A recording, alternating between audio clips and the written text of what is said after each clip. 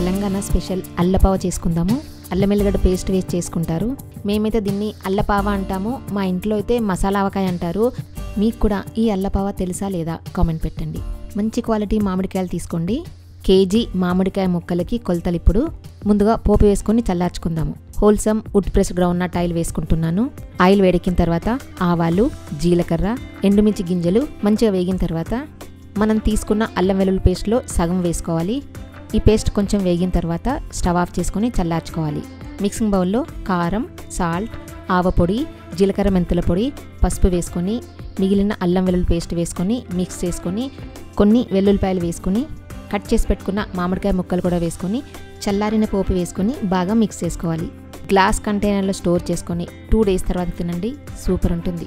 మీకు కూడా ఎలాంటి కల్తీ లేని వుడ్ ప్రెస్ ఆయిల్ కావాలనుకుంటే wholesameindia.comలో ఆర్డర్ పెట్టొచ్చు, లేదా 9459458855 వాట్సాప్ నెంబర్కి మెసేజ్ చేయొచ్చు.